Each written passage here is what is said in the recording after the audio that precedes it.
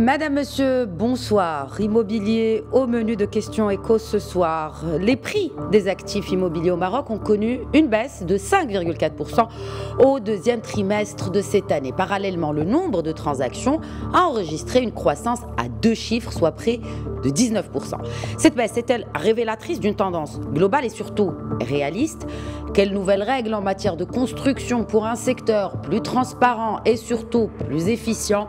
Faut-il continuer à diaboliser le promoteur immobilier ou au contraire l'encourager en mettant un système de contrôle? Ou encore, comment le prochain gouvernement devrait s'attaquer au chantier de remise à niveau d'un secteur qui pèse lourd dans l'économie marocaine et qui emploie 1 million de Marocains? Élément de réponse ce soir en compagnie de l'expert, l'architecte et urbaniste Rachid Boufous qui se joindra à nous dans quelques instants. Bienvenue à tous.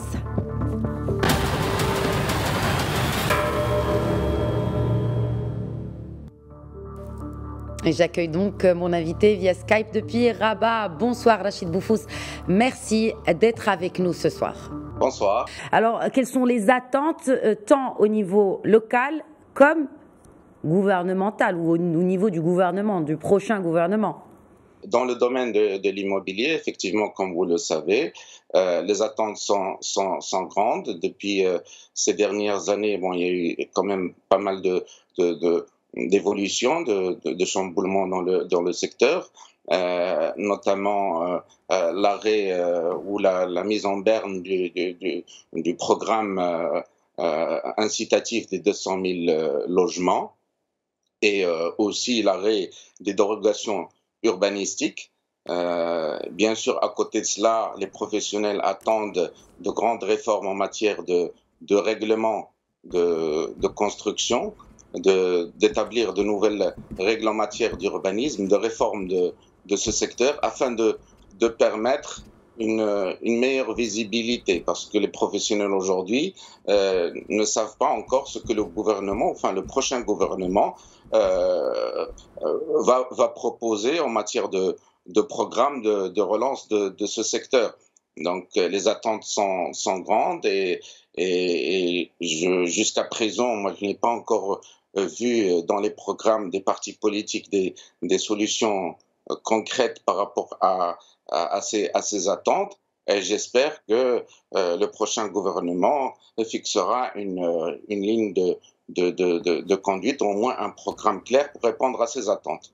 Nous allons certainement peut-être avoir votre input par rapport à ces règles ou peut-être même à ces réformes que doit subir ce secteur afin de le remettre à niveau. Mais avant, parlons prix. Alors, est-ce que vous pensez plutôt que la baisse des prix que j'ai annoncée un peu plus tôt est-elle à relativiser, Rachid Boufous, et surtout, comment atteindre finalement des prix qui soient réalistes quant aux spécificité, quant aux réalités finalement marocaines?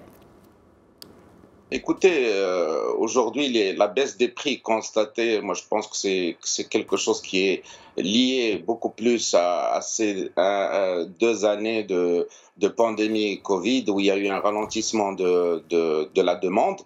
L'offre, elle a continué quand même à se préciser. Les gens continuent quand même à construire des logements et à réaliser des projets. Je pense que cette correction des prix n'est que conjoncturelle. Elle répond justement à cette situation économique d'attentisme liée au Covid. Mais je pense que les prix ne vont pas baisser ni à moyen ni à long terme. Bien sûr, c'est lié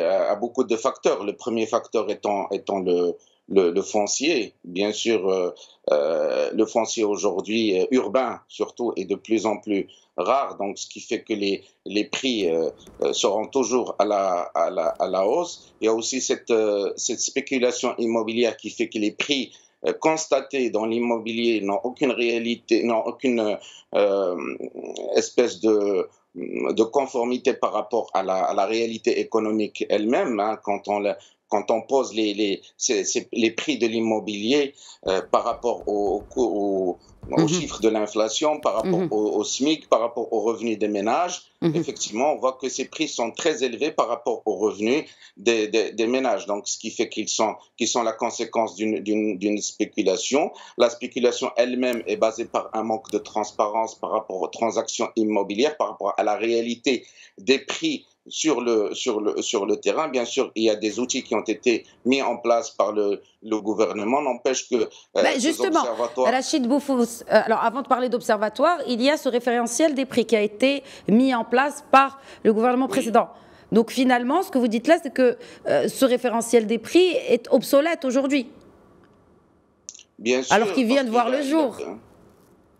Il a besoin d'être beaucoup plus précis que cela. Et moi, je milite depuis plusieurs années à l'établissement de registres fonciers dans les communes et dans les conservations foncières consultables par tous les citoyens, comme ça se fait en Europe et notamment en France. Nous avons besoin de connaître avec précision les prix des transactions, même si elles doivent être anonymes. Au moins, on doit savoir dans quelle rue, dans chaque quartier, les prix des transactions avec précision, afin que puisse se faire une idée précise de la valeur réelle du terrain et des transactions immobilières. Maintenant, le référentiel, il a le mérite d'exister, mais ce n'est pas un outil suffisant. Il nous faut un outil scientifique beaucoup plus précis. Cela, bien sûr, ne sera possible que s'il y a plus de transparence par rapport aux transactions immobilières et plus de traçabilité de ces transactions. Donc, c'est ça qui est important aujourd'hui à instaurer. Est-ce que cela peut être instauré au niveau local, ou en d'autres termes, puisqu'on a parlé il y a quelques instants des élections, des résultats des élections du prochain gouvernement, mais aussi des élus locaux? Quel est le rôle finalement du président de commune d'abord dans la transparence, Rachid Boufous? Écoutez, aujourd'hui, les élus, avec la nouvelle majorité, ce qu'il faut savoir, c'est que, vu les résultats des nouvelles élections, le parti qui est arrivé en tête, ainsi que le deuxième parti, à savoir le RNI et le PAM, ont la majorité pratiquement dans toutes les villes et dans toutes les régions, et auront certainement aussi, s'il y a une coalition qui se forme avec d'autres partis, auront la majorité aussi au Parlement. Donc c'est la première fois que nous allons assister à une situation inédite où le parti majoritaire et ses alliés auront toute l'attitude de passer les textes et les réformes nécessaires, que ce soit pour le secteur de l'immobilier ou que ce soit pour les autres secteurs sociaux ou économiques. Au niveau local, bien sûr que les communes ont un grand rôle à jouer, parce qu'encore une fois, il faut savoir que les plans d'aménagement sont du ressort des présidents de communes, hein. Ce sont eux qui les décrètent. Ce sont eux qui les lancent, et les agences urbaines ne font qu'un support technique par rapport à ces plans d'aménagement, mais par rapport à la loi sur les collectivités locales, c'est-à-dire le DAER de 2007, qui a réformé la charte communale de 1976, donne toute l'attitude aujourd'hui aux présidents de communes de lancer ces plans d'aménagement. Aujourd'hui, le plan d'aménagement est l'outil réglementaire de base dont nous disposons, nous professionnels, pour savoir dans chaque ville quel zonage couvre tel ou tel quartier, qui nous permet de donner les possibilités d'occupation du sol et les façons avec lesquelles on peut construire les logements. Donc ces plans d'aménagement dans beaucoup de villes ont connu des retards dans leur mise à jour. Ce qu'il faut savoir, c'est qu'un plan d'aménagement n'a qu'une durée de vie de 10 ans. Au cours de ces 10 années, le plan d'aménagement fixe bien sûr les zones des équipements et les zones de logement. Pour les zones d'équipement, quand c'est des zonages qui tombent chez des privés, l'État a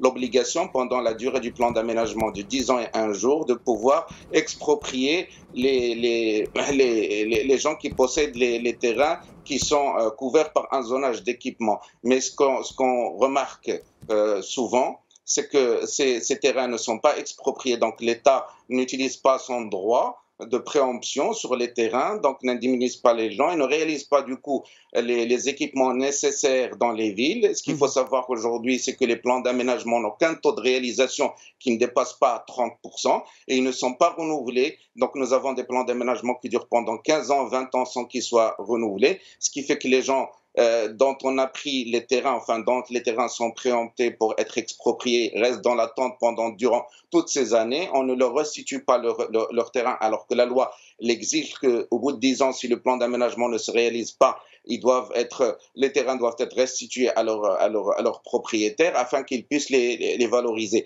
Donc, ce qui fait que les gens n'ont pas la possibilité de valoriser leurs terrains.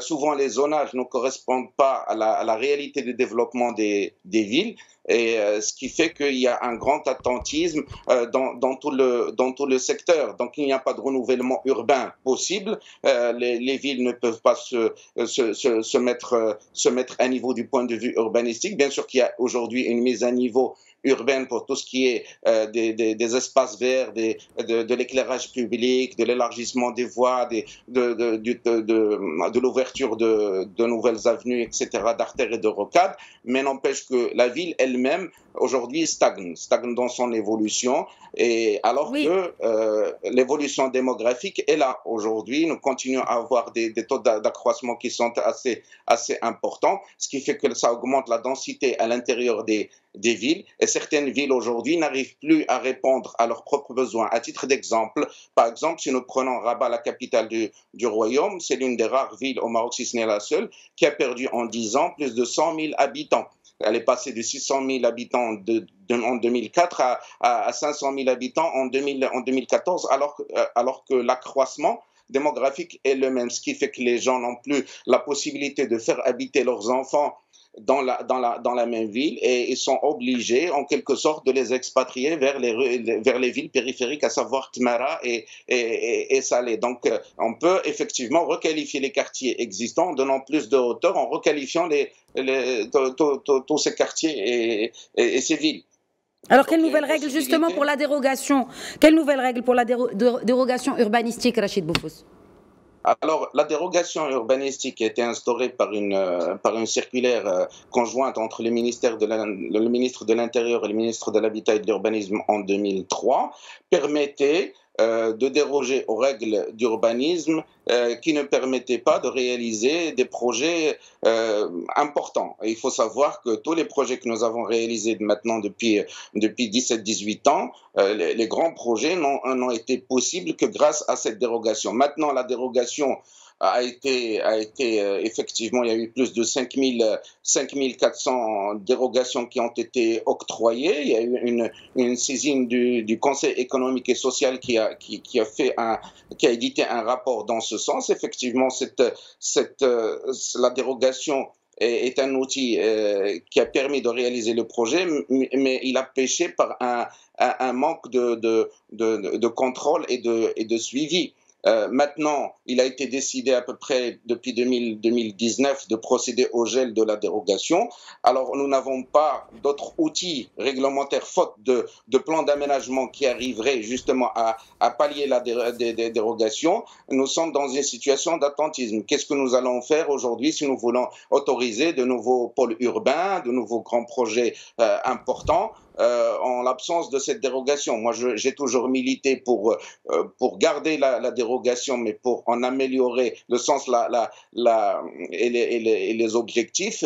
Pourquoi, par exemple, ne pas faire en sorte de permettre aux promoteurs, dans le cadre de la dérogation, d'avoir beaucoup plus d'inventivité, de créativité urbanistique, et de leur permettre justement non seulement de réaliser les équipements dont a besoin la communauté ou dont ont besoin les villes, mais en contrepartie, ils réalisent leur projet. Donc c'est vraiment... vous avez parlé des promoteurs immobiliers, et je le disais un peu plus tôt, il incombe aussi, cette responsabilité incombe aussi aux promoteurs immobiliers, que ce soit pour la qualité ou autre. Je ne parle pas bien sûr de tout ce qui est plan d'aménagement, cela bien sûr, bien naturellement, ne relève pas du promoteur immobilier. Vous parlez d'aménagement d'espace, mais parlons aussi de qualité. Alors oui, beaucoup de promoteurs immobiliers, on le dit, et cela circule, je ne sais pas si c'est à juste titre, se sont enrichis au détriment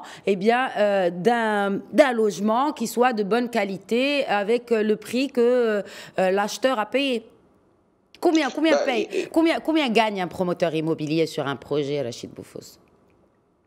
Aujourd'hui, franchement, nous colportons, enfin, certains médias, enfin, l'opinion publique, par manque d'informations, nous colportons un certain nombre de, de, de fausses informations par rapport aux promoteurs. Il ne faut pas croire que les promoteurs gagnent énormément d'argent. Quand les promoteurs réellement structurés gagnent aux alentours entre 15-20% net, hein, une fois payé toutes les redevances et taxes. Donc, ce qui fait que ce n'est pas très important. Bien sûr qu'il y a certains promoteurs qui trichent, qui jouent avec les règles et qui gagnent énormément d'argent, mais ce n'est pas la majorité. La majorité des promoteurs reste quand même, c'est une communauté quand même qui est assez professionnelle, mais encore une fois, vous parlez de la qualité. La qualité aujourd'hui, c'est une question aussi de contrôle. C'est du ressort du promoteur lui-même, mais c'est du ressort aussi des intervenants, hein, des architectes en premier lieu, des ingénieurs aussi qui les accompagnent. Moi, je milite depuis plusieurs années pour avoir une espèce de nouveau pacte entre les promoteurs et l'État autour d'un système de traçabilité justement des intervenants dans les métiers du bâtiment, qu'il y ait une traçabilité des promoteurs pour qu'il n'y ait pas n'importe qui rentre dans ce métier. Donc ça devrait être une prise en charge par les professionnels eux-mêmes de leur métier, hein, pour pouvoir l'organiser. Ce n'est pas à l'État de l'organiser, c'est un travail qui doit être fait d'abord par la fédération des promoteurs immobiliers, des constructeurs, pour qu'on puisse savoir qui pénètre dans ce métier, sa traçabilité. Pourquoi? Pour des questions aussi d'assurance et de garantie pour le consommateur, parce que quand quelqu'un achète un logement, qu'il a des problèmes de qualité, il doit pouvoir se retourner contre quelqu'un ou demander des indemnisations. Donc, je milite pour la création d'un fonds d'indemnisation des victimes de l'immobilier. On a vu ces dernières années un certain nombre d'affaires qui ont mis face à face des acheteurs avec des promoteurs qui se sont retrouvés face à des promoteurs non professionnels, ont perdu leur argent. Donc, il faut quelque part un fonds d'indemnisation de ces victimes. Et qu'à ce fonds d'indemnisation, il faut lui trouver un cadre légal dans lequel il puisse se faire, en partenariat bien sûr avec l'État, les assurances professionnelles, pour que les promoteurs immobiliers puissent exercer leur métier en toute transparence et en toute assurance, et que les gens gardent leur confiance dans les promoteurs immobiliers. Quand même, nous avons pu créer au Maroc un marché de l'immobilier qui est très dynamique, et il ne faut pas le tuer, il ne faut pas l'abandonner, il faut l'aider, il faut le subventionner. Faut le subventionner. Les subventions sur le social, prennent fin. Pardon, je vous laisse finir peut-être. Mais c'est juste parce que on veut relancer cet habitat social, mais est-ce qu'on cible toujours les bonnes personnes par rapport à ces programmes gouvernementaux au profit du logement social? Rachid Boufouz. Le programme de logement social aujourd'hui, il a une connotation un petit peu dévoyée, mais c'est à la base. Il faut savoir qu'en l'an 2000, nous avions à peu près quelque chose comme 1,5 million de logements en moins. Donc nous avions vraiment un déficit qui est très important. C'est l'État, à travers les mesures incitatives, qui a permis la réalisation de ce programme important en faisant appel aux promoteurs immobiliers grâce à des incitations fiscales. Donc c'est l'État qui a créé ces grands groupes immobiliers grâce à ces incitations fiscales. Les promoteurs ont joué leur rôle, ils ont répondu à l'appel de l'État et des gouvernements successifs. Les promoteurs n'ont jamais demandé à la base ces incitations fiscales, mais l'État a effectivement réalisé, combler ce déficit en logement. Les promoteurs y ont répondu. Maintenant, il faut peut-être un nouveau cadre incitatif. On dit aujourd'hui que ce cadre, que ce programme effectivement est arrivé à terme, mais qu'est-ce qu'on va faire? Est-ce qu'on va arrêter l'activité économique, arrêter ce type de logement? Il faut peut-être réorienter ce logement social vers d'autres destinations, peut-être le prévoir aussi dans le social, mais dans le milieu rural, mais selon de nouvelles règles, de nouvelles formes, pas avec autant d'importance. Par exemple, comment adapter justement l'habitat rural, Rachid Bouffouz? Alors, l'habitat, déjà, on peut imaginer un habitat social à un prix beaucoup moindre que celui qui est aujourd'hui proposé en milieu urbain, à savoir 250 000 dirhams. Parce que vous savez que dans le milieu rural, les gens n'ont pas la possibilité de payer ce prix. Nous pouvons créer un habitat social adapté au vécu des gens en respectant les patrimoines locaux, en respectant les hauteurs. On n'a pas besoin, par exemple, de construire un habitat social à R+4 en milieu rural. Ça n'a aucun sens. C'est complètement aberrant. Maintenant, on peut très bien imaginer un habitat qui soit adapté à la réalité du monde rural, prendre en compte la spécificité agricole des gens qui habitent, parce qu'il faut quand même que cet habitat puisse contenir aussi des étables, des choses, enfin des éléments qui sont en rapport avec l'activité des gens dans le monde rural. Et nous pouvons effectivement subventionner ce logement pour qu'il puisse être accessible aux alentours de je ne sais pas, je dirais entre 100 000, 120 000 dirhams, ou même jusqu'à 150 000 dirhams, des logements dans le monde rural qui soient à R+1 ou à rez-de-chaussée, avec une possibilité d'avoir un petit jardin, des étables, etc. Des expériences ont été faites, je les ai moi-même faites il y a une dizaine d'années dans la région de Rabat pour un logement rural adapté. Malheureusement, ça n'a pas été fait, mais je pense qu'il faut aujourd'hui s'occuper des territoires ruraux parce que nous continuons à avoir une migration qui va du rural vers l'urbain et ce qui augmente le nombre des bidonvilles en milieu urbain, alors que dans le monde rural, les gens ne demandent qu'à avoir un habitat décent et avoir aussi des équipements de base. C'est-à-dire, c'est là où il faut travailler sur le programme qui a été initié il y a quelques années des centres émergents. Il faut regrouper ces villages autour de centres qui sont équipés en dispensaires, en petits hôpitaux, en lycées, en collèges, sans qu'on puisse effectivement éparpiller tous ces équipements dans le monde rural, mais plutôt les regrouper. Comme vous le savez, il y a aussi la possibilité de subventionner aussi le logement à faible coût, c'est-à-dire la faible VIT, ce qu'on appelait les logements à 140 000 dirhams. Aujourd'hui, il n'y a aucune subvention, enfin, il n'y a aucune incitation fiscale sur ce logement. Or, ce logement est destiné aux bidonvillois parce qu'on ne peut pas aujourd'hui continuer à donner aux bidonvillois des lots de recasement. Ce qui fait parce que par manque de foncier urbain. Mais d'ailleurs, justement, la Cour des comptes l'a relevé dans son rapport. Il y a un décalage entre les ambitions et la réalité en ce qui concerne le programme Ville sans bidonville.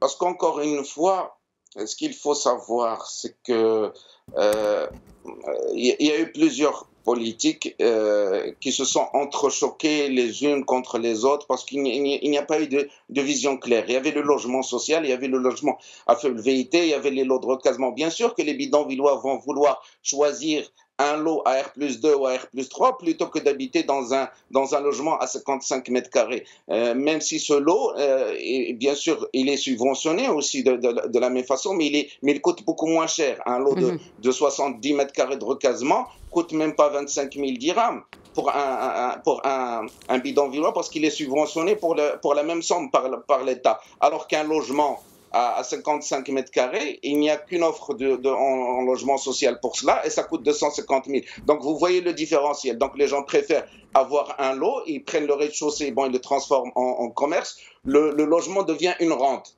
Alors que si le bidonvillois rentre dans un logement social ou même dans un logement à 140 000, ce logement est statique et ne produit rien du tout. Donc, rapidement, la solution, Rachid Bouffouz, il nous reste très peu de temps. La solution pour cela, selon vous? Alors, effectivement, il y a plusieurs solutions déjà pour lutter contre les bidonvilles.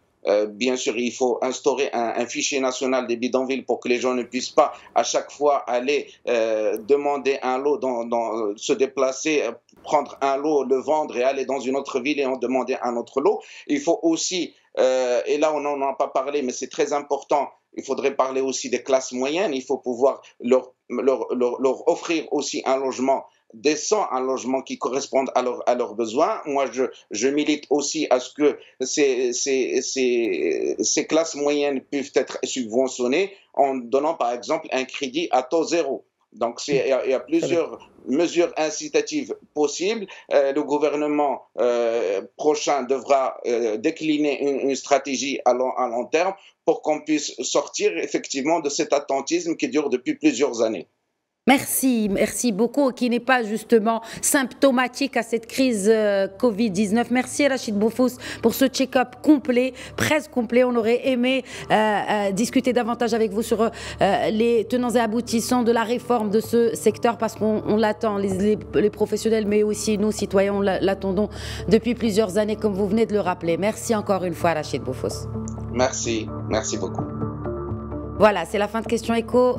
Très bonne soirée à tous.